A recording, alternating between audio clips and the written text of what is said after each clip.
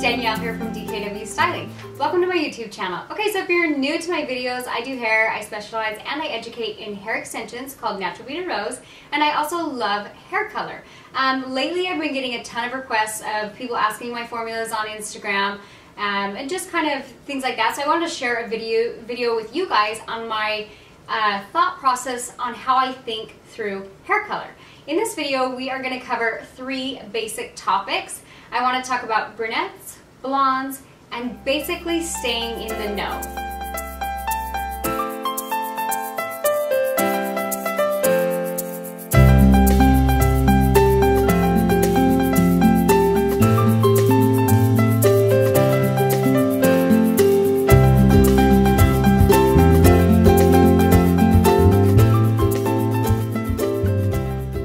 Okay, so let's get started with blondes. I love blondes, and if you follow any of my work, you'll notice I kind of do a lot of blondes. Myself, I've always been more on the blonde side. I kind of change the tone a lot. I go to honeys, to caramels, sometimes even platinums, smudged, balayaged, ombre, you name it, I've tried it on my own. Being a blonde, you kind of relate to blondes and you kind of understand how it works. Basically, my rule of thumb with all blondes, and it's really, really basic, is lift with ash, deposit with warmth. So I'm going to give you 2 scenarios. Scenario number 1, you have a client who is your bleachy blonde, meaning they just have done so many full head weaves for so many years that they're now platinum blonde, and you could basically probably stick bleach on their roots and it would blend. But then they don't want to do that because they feel like flaming hot roots. So to deposit warmth back into their hair, because I have a lot of great transformations where I take a platinum blonde and turn them into a soft beigey melted blonde.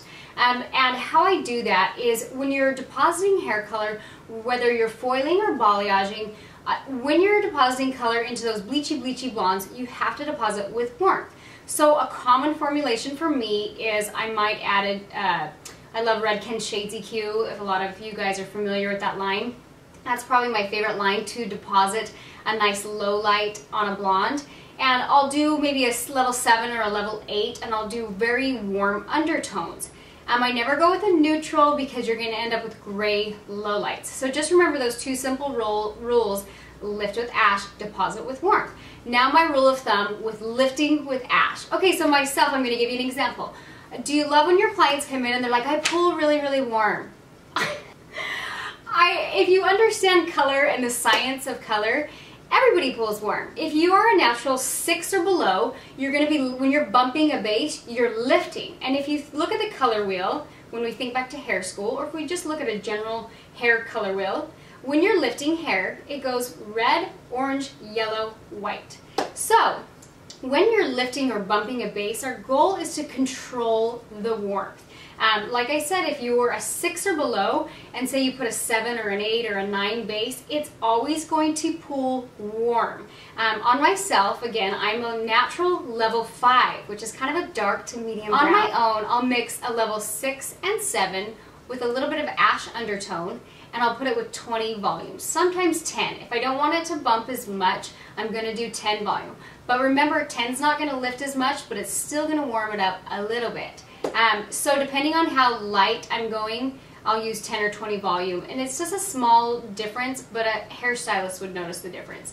So now on my clients that come in that are maybe a natural level, I would say 8, 9, or 10, and they're saying, I love your base, I love how it's a little bit darker and richer. Well, on them, I'm not going to be lifting their base, obviously. I'm going to be depositing their base. So my rule of thumb with that is still deposit with warmth. On your natural level blondes, deposit with warmth. So I might choose a base for them that's also a 6, but instead of a 6 ash, I'm going to do a 6 gold, and I'm going to use probably a 20 volume. I'm a big fan of a 20 volume. I know that a lot of stylists reach for the 20, but I just like 20 volume. So you're going to reach for that 20 volume. I'm going to do a 6N with maybe a 6 gold, 20 volume, and it's beautiful. It sounds scary on a blonde, but if you're incorporating some of those lowlights, or they want kind of that smudged look, it's beautiful. One color that I don't love, I don't love when people say they just rooted their hair. There's no art behind just painting dark roots on the hair, so incorporate some of those lowlights or smudge it down with a semi to give it a really soft finish. or sometimes I balayage random dark pieces underneath that just kind of peek through so that you don't just have that dark to light. We're kind of getting away from that harsh smudge or that harsh ombre. So those are my tips with blondes. And typically I want to share one thing, how I think through color and how I start most of my colors. I have a couple color videos on my YouTube channel, but what I typically do is I have to be really, really honest. I don't attend enough education. I probably should attend more, but I am a very hands-on learner and I'm very much self-taught. So I think that everything I do is just trial and error, and how I typically do my colors is I start with a base, then I move to a traditional foil, and then I balayage or freehand. Now, if you're like, well, I don't know how to balayage or I don't know how to freehand. Yes, you do. Look at that client and visualize the hair as a whole. I literally just pick up pieces and paint it where I want to see it. And to create really, really soft lines and things like that, you'll just kind of know the consistency, how to teach yourself how to work it and maneuver it throughout the hair. I think that the reason I have been able to expand my knowledge with hair is because I'm good at staying in the know. One thing I can recommend to you guys, if you're a stylist or if you're not a stylist and you're just trying to build a brand or a name for yourself, is you have to be in the know, you have to research, and you just have to be willing to put yourself out there. So one thing I suggest to hairstylists or not hairstylists is take pictures of your work and everything you do. It's scary to put it out there at first, but I can promise you that you will always have a level of clients interested based on where you're at that time. And it's fun because you can look at your own work and expand your knowledge and get better as you watch your own work progress. So anyways, stay in the know. That is very, very key as a stylist, as a blogger, or just wanting to further your education. Taking pictures is also awesome because it's a great way to market your work. You have to shamelessly self-promote yourself. It's the only way to learn and grow. So don't be scared and put yourself out there. Okay, one last concept that I want to share with you guys with color is brunettes. I do a lot of blondes, but I love brunettes as well. One of my rules with brunettes, or let's specifically talk about color correction. If I have a client who's a really, really dark brown or even black, and they bring in a picture of, you know, somebody who's like a honey blonde or like my own color, I have to be really, really realistic with them. I feel like color is a constant progression. It's always a work in progress, and it's important to communicate that to your stylist. I think even myself, we look at these beautiful pictures in magazines and we're like, let's do this, but it's not necessarily something that can be done in one visit.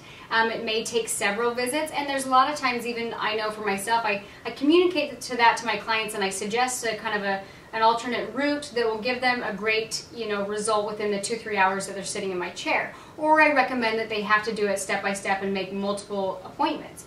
One of my rules with brunettes is if they're dark brown or black, if I'm doing a color correction and I want to lift them, I'm really, really realistic.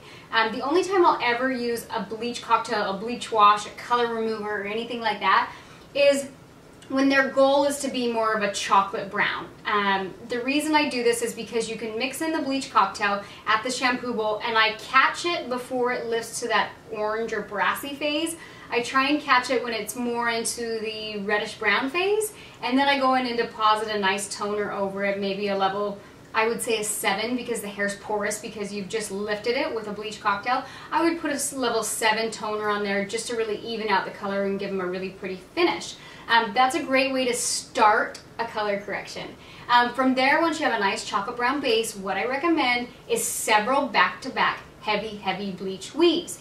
This keeps the hair in better integrity because you're not bleaching out the whole entire thing, so the pieces that are in the foils, I believe that you can lift to a white or a yellow or a buttery blonde and then tone over it. That's going to fade out less brassy, and it's going to leave the hair in more of a beigey state versus an orangey state.